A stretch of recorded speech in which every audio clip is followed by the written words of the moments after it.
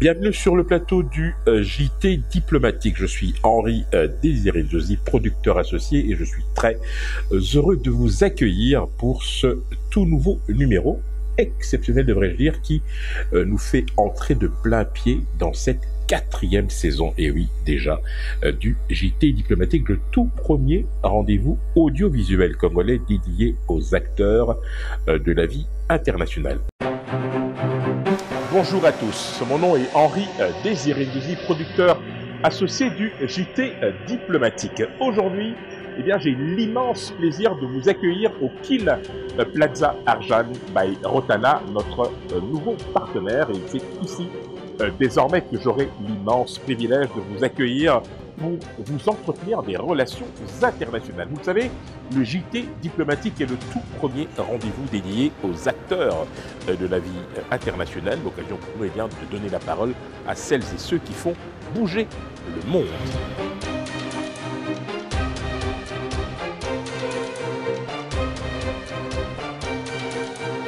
Vous l'aurez donc compris, l'objectif est de fournir au public les clés pour décoder et décrypter les enjeux extraordinaires qui concernent la République démocratique du Congo en particulier et le monde en général.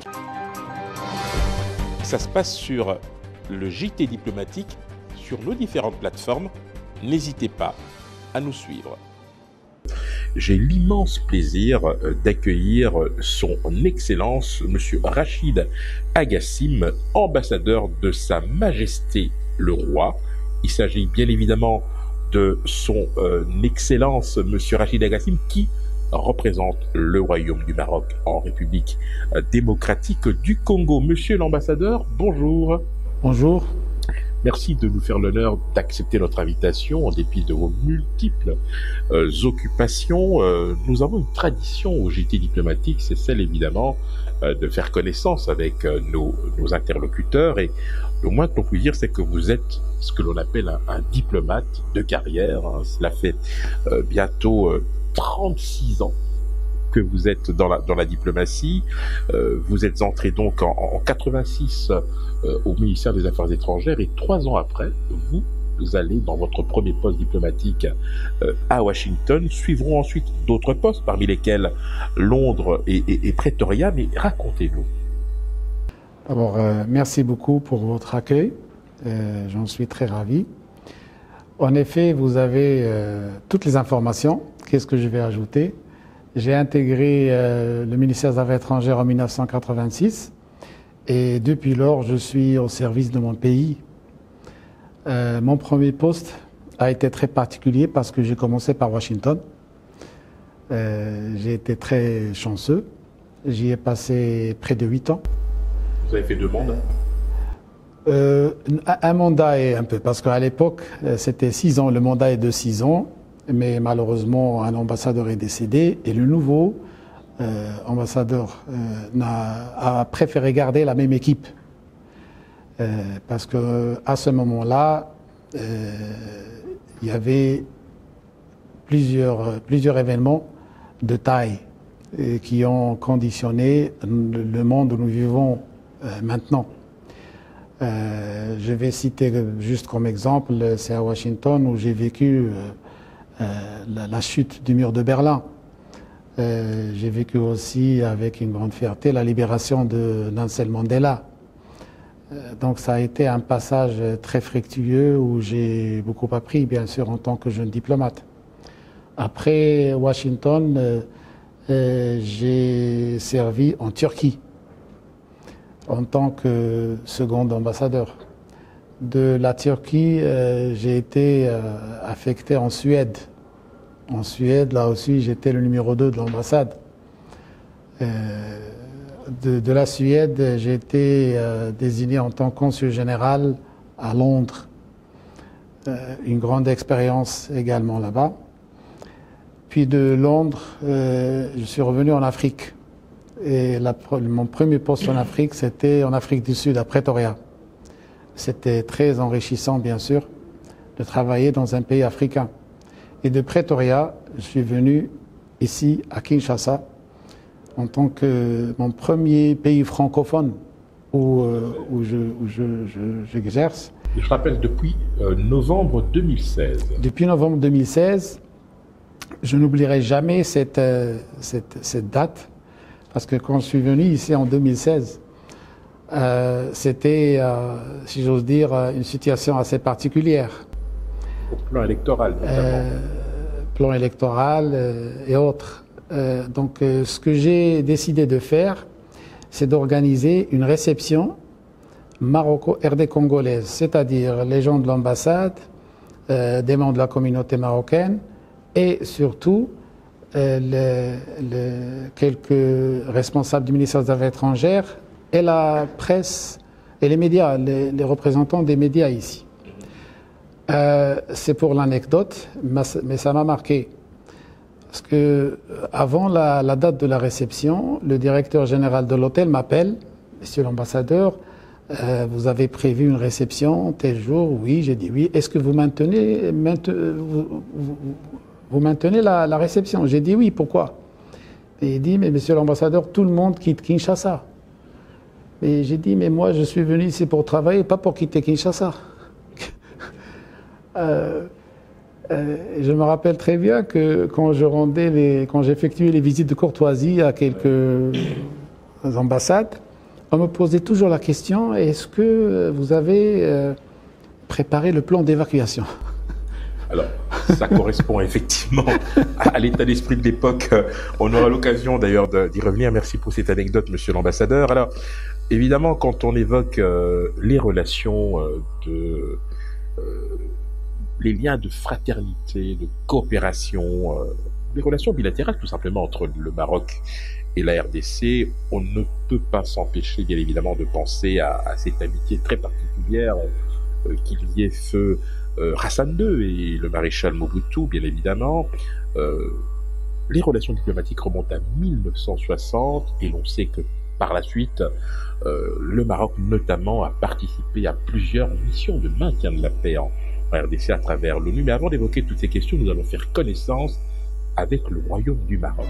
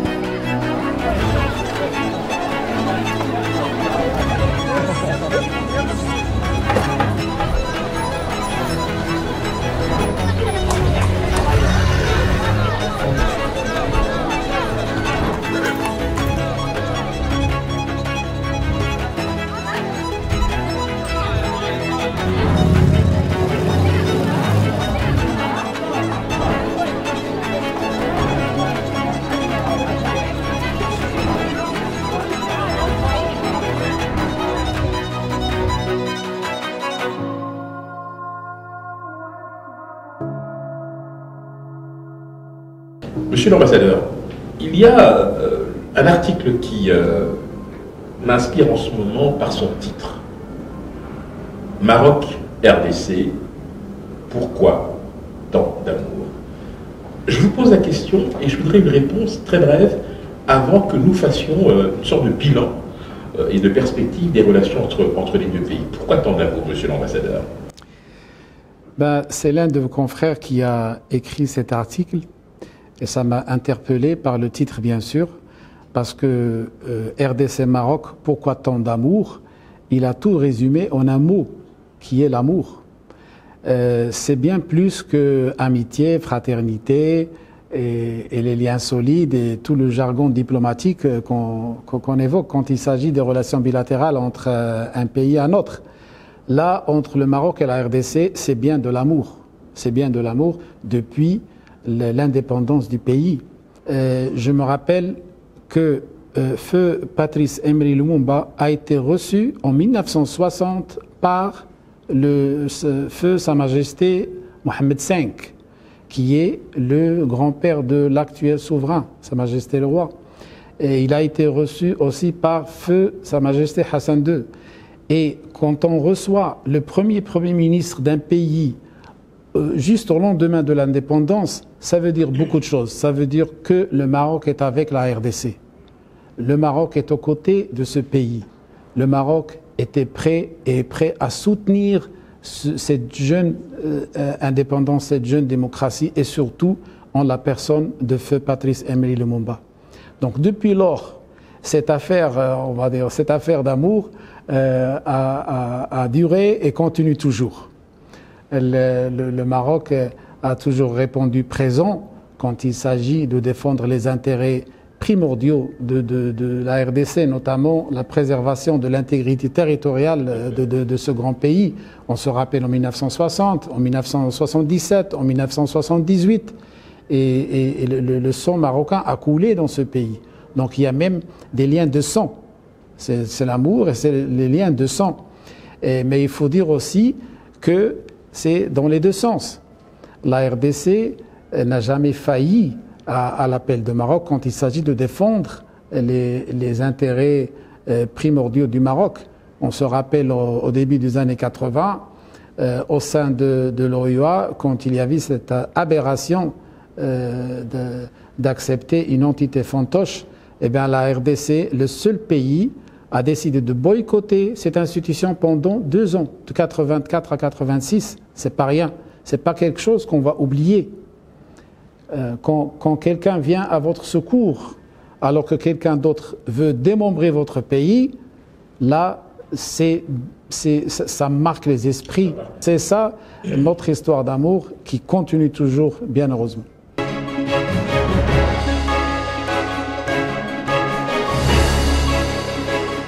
Alors, 1960, 2022, ça fait donc 62 ans. Il s'en est passé des choses. Vous venez d'évoquer notamment un épisode très important. Si vous devez faire un bilan de ces dernières années, en termes, j'allais dire, de concrétisation, de projets, de mise en œuvre d'initiatives conjointes, qu'est-ce que vous retiendrez? Qu'est-ce qui vous semble le plus important à retenir, monsieur l'ambassadeur? Là, on doit, votre question elle est pertinente, mais sur le volet politique et diplomatique, oui. Je peux dire que tout a été concrétisé, tout a été réalisé, toutes les attentes ont été concrétisées de part et d'autre. Parce que ce qu'on retient, et ce qui est merveilleux encore entre les deux pays, c'est la constance du soutien mutuel au niveau bilatéral, au niveau continental et aussi au niveau international, auprès des instances internationales, aussi bien à New York, à Genève, à Addis. C'est très signifiant pour les deux pays. Il y avait des projets, bien sûr. Toujours, on attend la concrétisation du côté économique et du côté investissement. Dès mon arrivée ici, je me suis attelé à revivre cette dynamique économique, notamment pour donner au cadre légal son aspect naturel, parce que pour encourager les hommes d'affaires, les investisseurs de part et d'autre, il faut un cadre légal. C'est l'assurance primordiale pour tout un homme d'affaires. On y travaille parce que comme j'ai dit, je suis maintenant ici depuis 5 ans et demi. J'ai eu à travailler avec pratiquement 4 gouvernements. Donc à chaque fois qu'on relance un projet, on doit prendre en considération les changements de personnes, de gouvernements, d'institutions.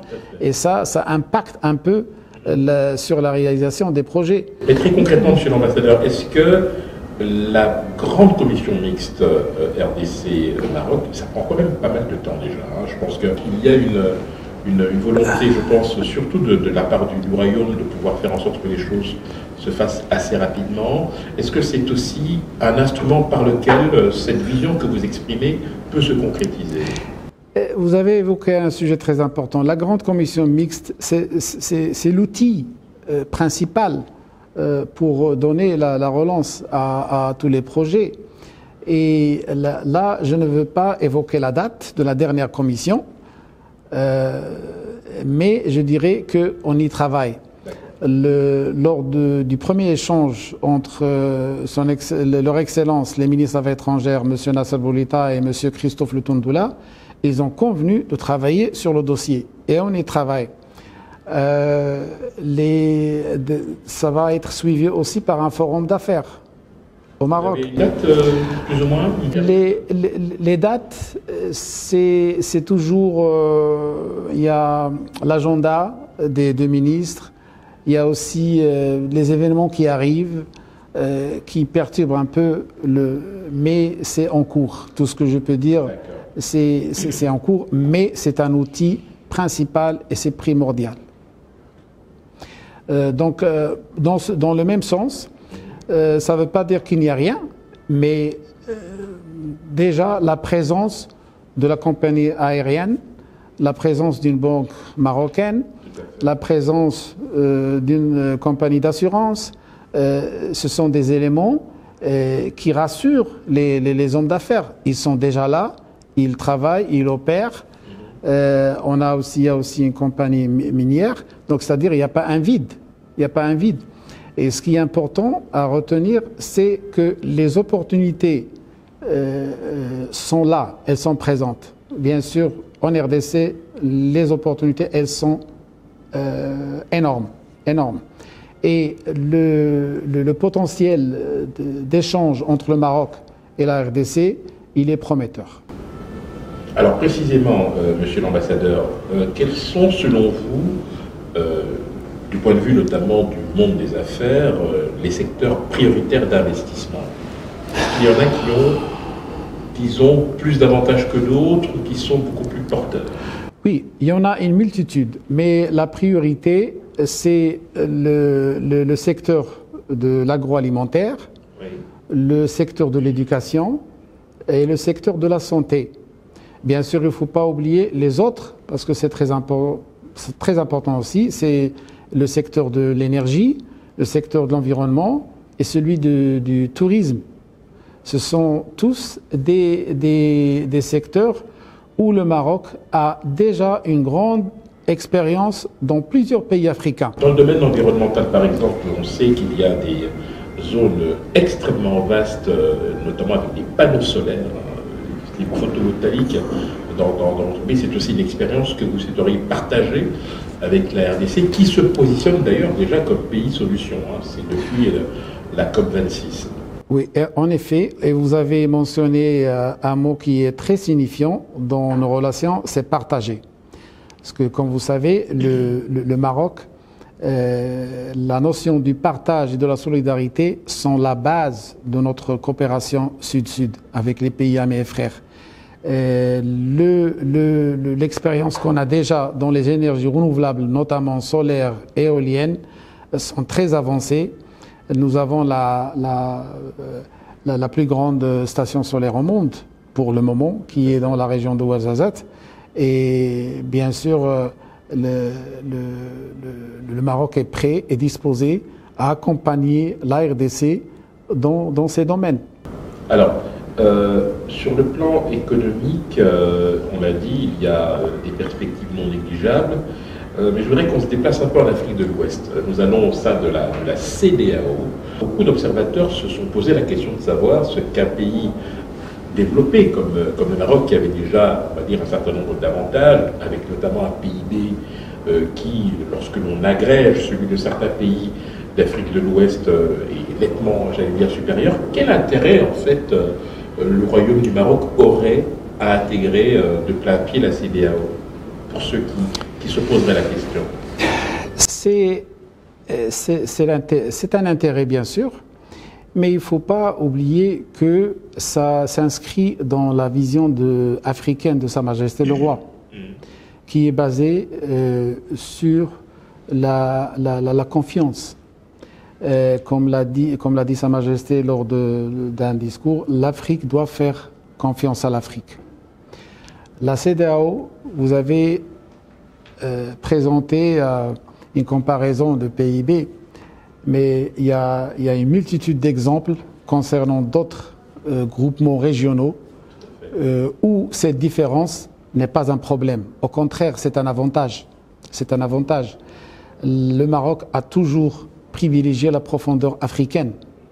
Donc, c'est normal qu'on se dirige vers notre profondeur africaine pour renforcer les groupements régionaux. Si on a demandé à adhérer à la CEDEAO, c'est parce que c'est une vision de long terme. L'avenir est en Afrique. Donc il faut investir plus en Afrique. Tous les projets structurants qui sont au Maroc maintenant, ils se dirigent vers l'Afrique. Je vais vous donner un petit exemple. C'est un grand projet, mais c'est un exemple. Le port de Dakhla, qui sera l'un des plus grands en Afrique, mais il est destiné pour... On rappelle, Dakhla, c'est dans les provinces du sud. Oui, le Dakhla, c'est au sud du Maroc. Donc c'est pour l'Afrique. Et ça se situe sur l'Atlantique. C'est pas pour rien que il y avait une conférence ministérielle des pays africains riverains de l'Atlantique. Parce que c'est où la RDC a pris part, bien sûr, à ce grand événement. C'est l'avenir. Il faut se regrouper en tant que pays africain d'une autre manière pour répondre aux nouvelles exigences géostratégiques. Et la CEDEAO rentre dans cette perspective. De la même manière, d'ailleurs, que votre pays joue un rôle non négligeable dans le partenariat euro-méditerranéen.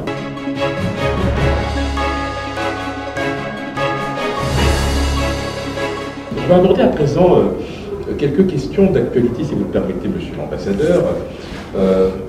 Tout le monde sait que le Maroc a une expertise avérée en matière de gestion et règlement de conflits. Ce n'est pas une surprise, puisque quand on regarde l'histoire récente de votre pays, on voit que dans pas mal de dossiers, vous avez été en pointe, soit en tant que facilitateur, soit en tant que médiateur. Que vous inspire la situation à l'est de la RDC à l'heure actuelle? C'est un sujet de l'heure, un sujet d'actualité que nous suivons avec une grande attention tous les jours. Ma première impression, c'est d'abord arrêter les massacres des populations civiles innocentes. C'est donner à ces gens l'opportunité de vivre normalement et paisiblement. Je dois dire aussi que depuis l'avènement de son Excellence le Président Tshisekedi, on a remarqué une certaine intelligence et courage dans son approche d'apaisement. Il a tendu la main à tous les 9 voisins qui entourent la RDC. C'est un acte de courage. Moi, je le vois comme un acte de courage. Parce que quelqu'un qui cherche la paix, ce n'est pas un signe de faiblesse. C'est quelqu'un de courageux. Le fait d'adhérer à la communauté est-africaine, c'est aussi un très bon pas. Parce qu'il ne faut pas oublier que une fois la paix réalisée dans cette région, l'Afrique centrale, on a un marché déjà de 300 millions de consommateurs. Il faut penser à l'avenir, parce que c'est ça la solution des pays africains. Les conflits que nous subissons maintenant, malheureusement, c'est un frein de développement de nos sociétés. Donc il faut conjuguer les efforts et il faut encourager toutes les initiatives de paix. Officiellement, le Maroc a toujours été pour le dialogue et pour le respect de l'intégrité territoriale des pays africains. Ça, c'est la condition sine qua non pour résoudre un problème. Donc on voit qu'il y a beaucoup d'intervenants, mais le Maroc n'est pas en reste dans le sens où le Maroc a répondu à l'appel des Nations Unies dans le cadre d'opérations de maintien de la paix. C'est pour ça que nous avons un contingent, mais ce n'est pas nouveau. Comme j'ai dit tout à l'heure, nous étions présents ici dans les années 60 et puis dans la fin des années 70. C'est parce que c'était dans le cadre du soutien à un pays ami et frère. Nous avons presque 1300 dont à l'est du pays. Moi-même, j'ai été là-bas. J'étais à Bunia, j'étais à Goma, j'étais à Dungu. Je ne sais pas si vous savez où est-ce que Dungu, parce que je n'ai jamais entendu parler, mais c'est impressionnant. Et ce qui est frappant, nous avons près de 250 militaires spécialisés dans la médecine qui gèrent l'hôpital de Bunia. Et l'hôpital de Bunia ne sert pas seulement les militaires ou la MONUSCO, mais toute la population. J'y étais et c'est vraiment impressionnant. C'est le genre d'opération qu'il faut encourager pour garder l'espoir vivant de ces populations de l'Est. Ça fait vraiment, c'est très touchant et on aimerait que les dernières dispositions, notamment les discussions de Nairobi et ce qui a résulté du dernier sommet des chefs de East African countries va aboutir, comme on dit, Inch'Allah, à une paix durable pour le bien de ces populations. Parce que les populations ne demandent que la paix pour pouvoir vivre dignement. Et les Congolais ont quand même le sentiment d'un deux poids deux mesures, de la mesure où, et là plus récemment, puisque cela a été adopté par le Conseil de sécurité des Nations Unies, le régime des sanctions a été prolongé d'une année, confirmant donc l'embargo sur les armes en RDC. Certains ont le sentiment que l'on veut empêcher la RDC de se défendre par rapport à une situation particulière. Avez-vous un commentaire à ce sujet, monsieur l'ambassadeur? Écoutez, j'ai même moi posé la question il y a quelques années à la représentante du secrétaire général ici, qui est la chef de la MONUSCO, et elle m'a éclairé. Elle m'a dit il n'a jamais été question d'imposer les sanctions. Les sanctions ne concernent pas la RDC, ils concernent les groupes armés. Mais les groupes armés, c'est pas des États, c'est des séparatistes, c'est des terroristes. Ils peuvent s'approvisionner autrement. Les sanctions ne les concernent pas. Donc là, il faut un changement d'approche et un changement de langage pour garantir à chaque État le droit de se défendre. Tout à fait. Monsieur l'ambassadeur, nous arrivons petit à petit au terme de notre échange et il est de tradition que nous offrions la possibilité à notre invité d'aborder un sujet qui lui tient à cœur. Y a-t-il un sujet que vous aimeriez partager avec nous aujourd'hui?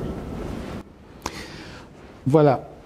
Il y a quelques années, Sa Majesté le Roi a initié une démarche louable, humaniste et magnifique. C'est comme ça que je la qualifie. C'est la nouvelle politique de migration. Cette nouvelle politique, qu'est-ce qu'elle fait? Elle donne le droit aux migrants qui sont venus au Maroc pour partir en Europe de s'installer au Maroc s'ils veulent.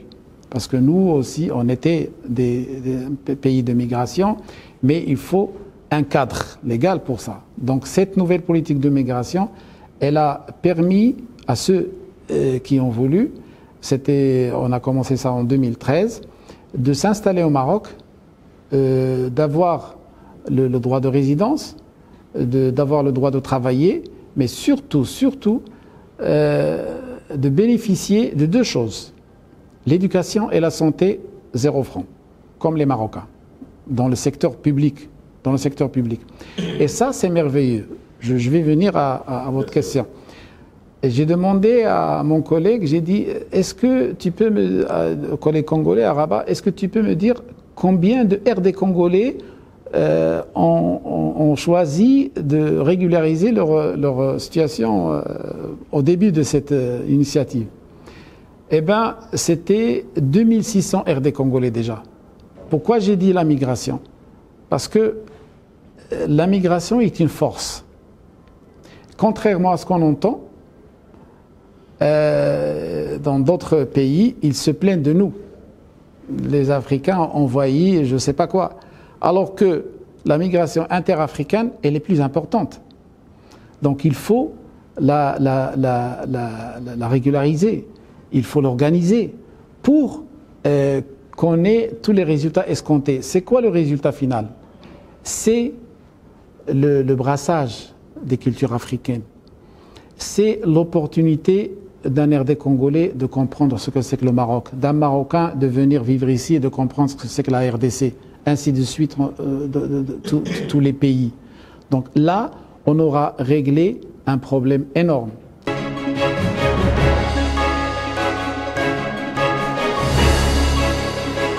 Et laissez-moi vous dire une chose, parce que j'ai cité le parcours donc dans un pays où j'ai été en Europe. Il y avait une conférence sur la migration. Et on posait cette question, c'est-à-dire les problèmes socio-économiques d'une telle ville européenne, c'est les Africains, c'est les migrants africains. Donc ma réflexion était la suivante. J'ai dit, écoutez, quand un migrant africain vient chez vous, il a minimum 18 ans. Il n'a rien coûté à votre pays, pas un centime. Il est venu de son pays et son pays a investi en lui. Il a tout laissé pour venir, soi-disant, améliorer sa situation. Je ne parle pas des diplômés, je parle de quelqu'un qui n'a jamais été à l'école, seulement muscle, c'est quelqu'un qui est là-bas à 18 ans. Lui, vous allez l'exploiter, vous allez lui donner les bases besognes, et il va faire le travail que personne ne veut faire avec un moindre salaire. Et vous dites que c'est un problème. Je suis désolé, ce n'est pas un problème. La migration a toujours été une force et tout le monde sait comment les États-Unis sont devenus un grand pays. C'est grâce à la migration. Donc mon vœu pieux, c'est qu'il faut que les pays africains, que les décideurs africains comprennent cette dynamique déjà lancée par Sa Majesté le Roi. Parce que maintenant au Maroc, vous avez l'habitude d'y aller, vous allez trouver des Africains de toute l'Afrique. Et ils vaquent à leurs occupations le plus normalement possible. Encore plus sympa, c'est de voir les petits qui parlent français, lingala et marocain.